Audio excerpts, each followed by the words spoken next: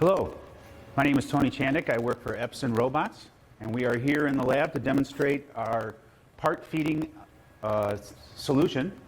This is a vibratory feeder, a shaker table if you will. It is a sound-based system with one voice coil in each of the four corners with a large voice coil in the center to create vibration to separate parts and get them singulated and into your process. The real beauty of our solution is that everything is controlled on a single piece of software. All the communication between the camera, the feeder, and the robot are all programmed here. So we don't have to have a separate software for the vision and a separate piece of software for the shaker table as well as for the robot. So it's all in one and complete, fully integrated programming system. This is the setup tool for the part feeding application. So we'll go through this tree here. If there are multiple parts that you wish to feed with the same feeder, you can do so here. I just labeled the part 1, but you can assign a logical name to each part, and they would appear in this tree here. So in general, I'm selecting that I want to use part feeder 1. This is our entry-level T-Series Scare robot. This robot starts at $74.95. It runs on 110. These particular entry-level robots are capable of controlling 2 feeder bowls with the same robot. Our medium and higher-end robots are capable of controlling 4 feeders. So if you have multiple parts that you would like assembled in an application like that, we can accommodate that. The lighting by default, this is a backlight, but we can also, if there are features that you need to discern using front lighting, we can specify that here. In the vision, prior to our demo here today, I went and trained a blob tool and a geometry tool to identify this particular automotive fuse part that we're going to be using today. So you do have to assign the vision here. Also, if there's a need to have right side up, upside down, we can specify that vision here. And there is a flip sequence where the parts will literally flip over. Once we've picked all the right side up parts, we'll flip the parts over and pick up the upside down. Okay, parts supply, we set here normally there would be a bulk hopper of some sort or perhaps a conveyor that would supply bulk parts to the feeder. We can specify when we request more parts. So there's a minimum threshold. In some cases, maybe you get down to maybe 2 parts left or 3 parts left. We can specify when we want to request more bulk. So that's also taken care of here. The pick point, if for some reason there's a particular zone here where you would prefer to supply bulk here or maybe pick from this zone over here, we can do little tricks like that here and specify the part picking zones. By default, I'm just going to specify anywhere. Okay. And we can also teach the pick point here as far as the depth goes. We can also specify a radius of the tool so that we don't crash into the sidewalls. Okay. There is a purge function if for some reason your parts stick to one another or they become clumped up and there's just no way to separate them. The vision will identify a large blob of parts and we can literally purge the feeder clean at particular intervals if the parts start to stick to one another. So we do have that option now on these, which is very handy for parts that stick to one another, such as springs.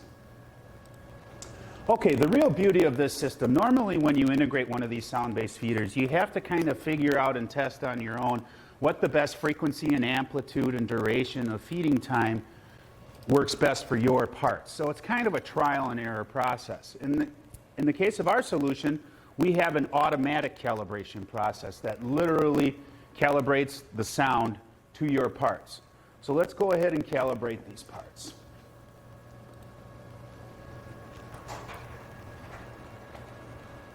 We just need to compile the project here. Okay, there are 2 types of calibration. We have to calibrate the part area itself so that the robot understands how large these parts are and how close they can be to one another for proper picking. And then we also have a separation routine where we literally vibrate the parts outward from one another to gain separation so that they can be singulated and picked and put into your process.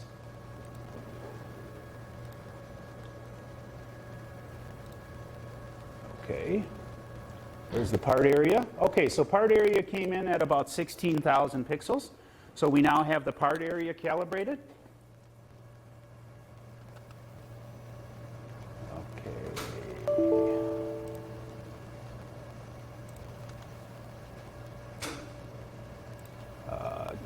Give me a minute here. I just need to adjust my vision just a hair here.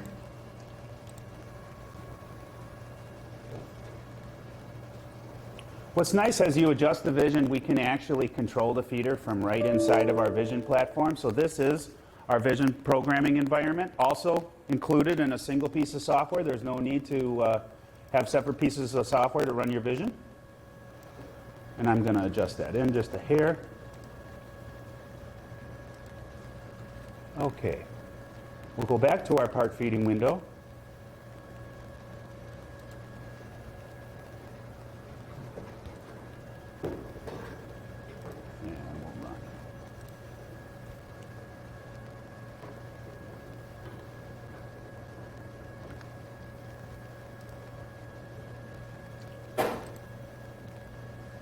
Okay, based on the part size calibration I've already performed, the system is telling me now, based on the size of the parts you've taught, please place 9 parts on the feeder. So 1, 2, 3, 4, 5, 6, 7, 8, 9. And we'll run the separation calibration.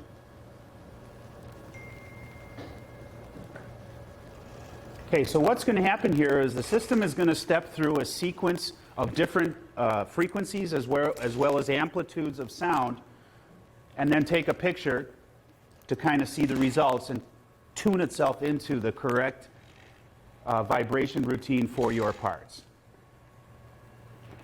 Normally, this would be a trial and error process for programming. In our case, we're going to do it automatically.